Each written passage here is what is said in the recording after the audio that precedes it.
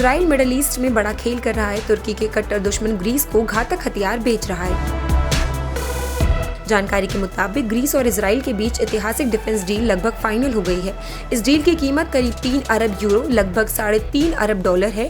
ये आधुनिक ग्रीस के इतिहास की सबसे बड़ी रक्षा खरीद में से एक बन सकता है। इससे इजराइल की पहचान नाटो देशों को हथियार सप्लाई करने वाले बड़े देश के रूप में और मजबूत होगी।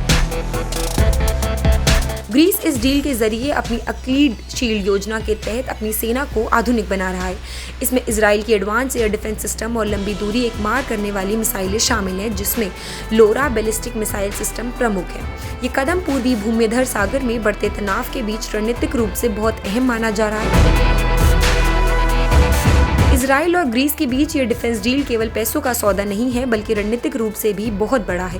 ग्रीस एक ऐसा multi layer air defence network बनाना चाहता है जो ड्रोन से लेकर बैलिस्टिक मिसाइल तक हर खतरे से निपट सके। साथ ही यह सिस्टम नाटो नेटवर्क से जुड़ा होगा ताकि सहयोगी देशों के साथ बेहतर तालमेल हो सके। ग्रीस और इजराइल के बीच सैन्य सहयोग की शुरुआत 1990 के दशक में हुई थी। पहले ग्रीस का रुख अरब देशों के प्रति ज्यादा था और वह इजराइल से दूरी बनाए रखता था, लेकिन 2010 में तुर्की और इजराइल के रिश्ते खराब होने के बाद हालात बदलने लगे।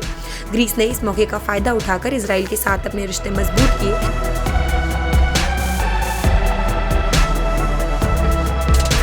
1994 में दोनों देशों के बीच पहला सैन्य सहयोग समझौता हुआ, लेकिन 2010 के बाद ये रिश्ता ज्यादा मजबूत और व्यावहारिक हो गया। साल 2012 से दोनों देशों ने संयुक्त नौसैनिक अभ्यास शुरू किया। साइप्रस भी इस सहयोग में शामिल हो गया। 2017 में ग्रीस ने इजराइल की एयर एक्सरसाइज में हिस्सा लिया। इससे दोनों देशों की वायुसेनाओं के बीच अच्छा तालमेल बना। इसके बाद एयर, नेवी और आर्मी लेवल पर नियमित सैन्य अभ्यास होने लगे। साल 2020 में ग्रीस ने इजराइल से हिरोन ड्रोन लीज पर लिए थे। इसका मकसद एशियन सागर क्षेत्र में निगरानी बढ़ाना था। इसके बाद इजराइल ने ग्रीस के दक्षिणी हिस्से में एक एयर ट्रेनिंग सेंटर भी शुरू किया, जिससे ग्रीस के पायलटों को आधुनिक ट्रेनिंग मिल सके।